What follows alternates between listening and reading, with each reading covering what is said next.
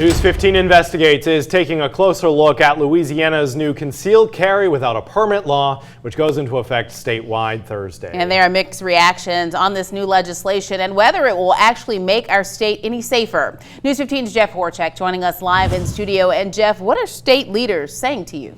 Well, Marcel and Jim, one thing that most people that I talk with agree on is that even though it won't be law, it's best to get a permit if you decide to conceal and carry.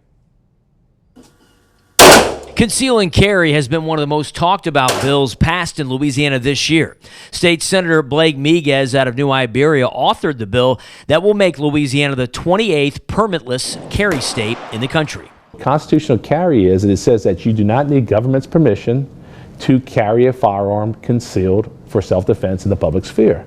Not everyone is happy with this bill passing. The New Orleans police chief as well as some city officials feel that New Orleans should have been given an exemption from this rule. Now, they claim this bill makes it more difficult to police the city with thousands of people crammed into narrow streets during huge events like Mardi Gras. Statewide, we should have kept things, as they were, which is that if you're going to conceal carry, that you need a permit, which means you had a background check and a test.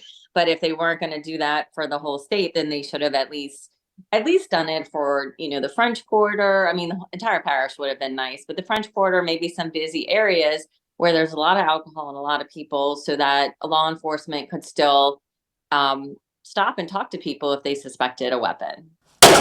Ched Vize owns and operates Louisiana Range Gun Shop in Maurice, and he says since Governor Landry signed the conceal and carry bill into law, his pistol sales have increased, and many of those are first-time owners who he says need to get a permit. We recommend if you're a first-time gun owner, get the training. It is a 9-hour course, state-driven, and you go through all the basics, the fundamentals of pistol shooting and everything else, and the laws, the legalities, stuff side of it also. The Senate Bill 2, which Miguez also authored and is rarely talked about, gives those who conceal and carry and get a permit advantages.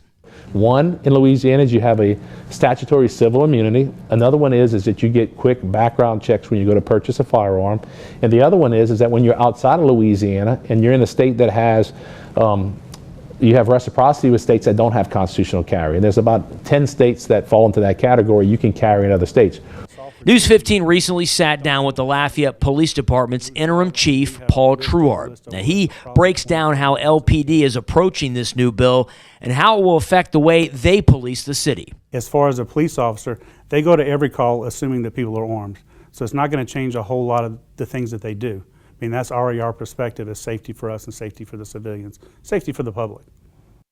Now, there still will be places you cannot carry a gun, like churches, schools, courthouses, bars, and even casinos. Also, if you have interaction with a police officer, you are required to let them know that you are carrying a weapon. Live in studio for News 15 Investigates, I'm Jeff Horchak.